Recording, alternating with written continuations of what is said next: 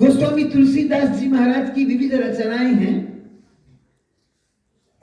कवितावली नाम की एक रचना में पद आता है, मम हृदय भवन प्रभु तोरा, जहां आए बसे बहु चोरा।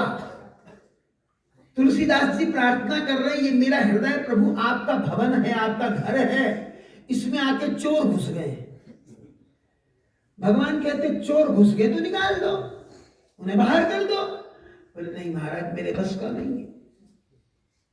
बस का होता तो यहां आने की आवश्यकता ही नहीं होती। तुलसीदास जी ने कहा, मैं एक अमित बट मारा, मान ही नहीं कहा हमारा। मैं अकेला हूं, ये अनेक हैं, कहने से तो मानते नहीं। झगड़ा करूं तो मैं परास्त हो जाऊंगा, हार जाऊंगा, मुझसे निकलने वाले नहीं। भगवान कहते तुलसीदास एक बात बताओ, शिकायत भी कर रहे हो, रोना भी रो रहे हो, निकाल भी नहीं सकते। अब जब घर ही मेरा है तो तुम्हें क्या चिंता? हमारा घर है, हम जब चाहे निकाल देंगे, हमारी इच्छा होगी तो निकाल देंगे। अब तुम क्यों रो रहे हो?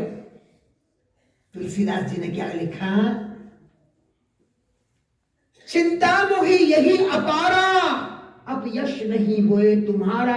प्रभु आप तो कहते हैं कि जब हमारी इच्छा होगी तब निकाल देंगे, लेकिन दुनिया क्या कहेगी? ये तुलसीदास भगवान का गुणानुवाद गाता है, इसके तो हृदय में विकार बैठे हैं। इसमें आपका अब यश हो जाएगा, आपके नाम की महिमा जाएगी प्रभु। इस तरह से गोस्वामी जी ने ये पद लिख करके स्पष्ट किया कि भक्ति का तात्पर्य क्या है। भक्ति का तात्पर्य है समर्पण। परमात्मा के श्री चरणों में इस प्रकार का समर्पण हो जाए, ऐसा परित्याग हो जाए, फिर अपनी लाज नहीं, अरे अपने भगवान की लाज की चिंता सताने लगे। मेरे नारायण को, मेरे सद्गुरु को दुनिया उंगली ना उठाए, इसलिए मेरा चरित्र उज्जवल होना आवश्यक है। ये भक्ति का तरीका है। श्रीमद् भागवत महापुराण में या महाभारत में कहिए, कुछ देवियों का चरित्र इतना महान व्यक्त हुआ है। भगवती कुंती को देखिए, दुख मांग रही है, दुनिया सुख मांगती है, वो दुख मांग रही। क्यों? क्योंकि दुख में तुम याद आते हो तो तुम आ जाते हो, जिसकी याद करोगे वो आ जाएगा। जही के जही पर सत्य सनेहू, सोती ही मिल ही न कछु संदेहू। तुम आ जाते हो तो फिर दुख नहीं रह जाता, सुख बन जाता है। और उधर देखिए, उत्तरा अर्जुन के पुत्र की पत्नी, अभिमन्यु की पत्नी, चक्रव्यूह में मारा गया अभिमन्यु। गर्भ में शिशु है। अश्वत्थामा ने चाटुकारिता करते हुए, किसकी? दुर्योधन की।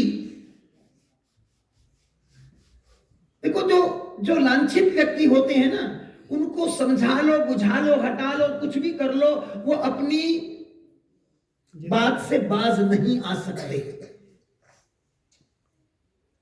सिर की मणि तक निकाल दी, सिर मूंद दिया, अपमानित कर दिया। अपमानित होने के बाद फिर मन में आया कि क्यों ना दुर्योधन को प्रसन्न करने की तरह के गर्भ में जो शिशु है, इस पर ब्रह्मास्त्र का वार कर दूं, पांडवों का अंतिम अवशेष मारा जाएगा, कृष्ण बदनाम हो जाएंगे कि क्या है कृष्ण में, अरे वो तो पांडवों के गर्भ की अर्थात अवशेष की रक्षा नहीं कर सका, उनके वंश की रक्षा नहीं कर सका। रथ की बागडोर संभालने से क्या होता है? रथ में विजय दिलाने, युद्ध में विजय दिलाने से क्या होता है? ऐसा विचार करके उसने जलता हुआ लोहे का बाण, जिसे ब्रह्मास्त्र कहते हैं, उत्तरा के गर्भ पर फेंक डाला। अब वो बाण चला रहा है, लोहे का जलता बाण। उत्तरा देख रही है, गर्भस्थ शिशु का नाश कर देगा। भगवान को पुकारती हुई दौड़ी, हा कृष्ण, हा कृष्ण, हा कृष्ण। सर्वांतर्यामी परमात्मा श्री कृष्ण मुस्कुरा रहे, हंस रहे हैं। उत्तरा डर रही हो? बोले ना ना प्रभु, मुझे अपने लिए कोई डर नहीं है। फिर कहा, किसी विपत्ति में हो? ना प्रभु, मेरी कोई विपत्ति नहीं है। देखो, भगवान को पुकार रही है, ब्रह्मास्त्र आ रहा है, अरे मेरी विपत्ति नहीं है। तो पुकार किस लिए रही हो उत्तरा? उत्तरा ने कहा, प्रभु पुकार रही हूं कि आपका नाम कलंकित ना हो जाए। आज यदि उत्तरा के गर्भ की रक्षा नहीं हुई, पांडवों के वंश की अंतिम निशानी आज नहीं बची, तो संसार के लोग तुम्हारा नाम ना लेंगे, थूकेंगे। कलंकित हो जाएगी आपकी भक्ति, आपकी गरिमा, महिमा, आपका ज्ञान।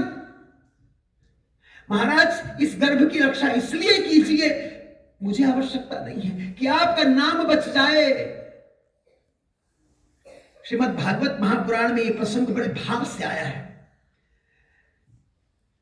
भगवान सुखदेव जी कहते हैं कि जिस समय द्वारका की ओर रथ लेकर के बढ़ने लगे भगवान कृष्ण, उस समय उत्तरा ने यह पुकार की थी, गंतु कृतम अति ब्रह्मन द्वारिका रथमास्थितम उपलेभे अभिधावंती उत्तराम भय विभलाम।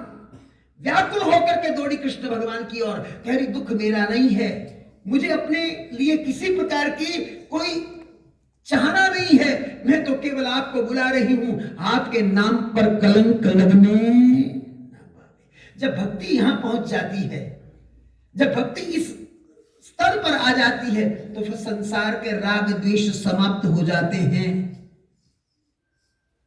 ये गंतव्य महापुरुषों ने बताया। इस प्रसंग को उपस्थित करने का तात्पर्य यह है कि भक्ति का चरम बिंदु यह है जब अपनी नहीं अपने आराध्य की चिंता जीव को सताने लगे। अब हम विचार करें, अपने में टटोले हम कहां खड़े हैं, क्या स्थिति है हमारी, क्या सचमुच हम यहां पहुंच रहे हैं, अथवा बस मात्र एक दूसरे की कर ली, इधर की उधर फेंकी, उधर की इधर मारी, हम फेंकू बन गए, और फेंकू बनने के बाद अपने ऊपर एक कवच चढ़ा लिया, वहां सत्संग करके आए, सत्संग करके लौटे। थोड़ा हमें आत्मनिरीक्षण करना होगा, आत्ममंथन करना होगा। इस पर भजन लिखा गया है, इस भाव पर मैं समय का अतिक्रमण नहीं करना चाहता, उसी सीमा में रह करके चर्चा कर रहा हूं। तो उत्तरा क्या कह रही है भगवान से, आइए मेरे साथ गुनगुनाएं।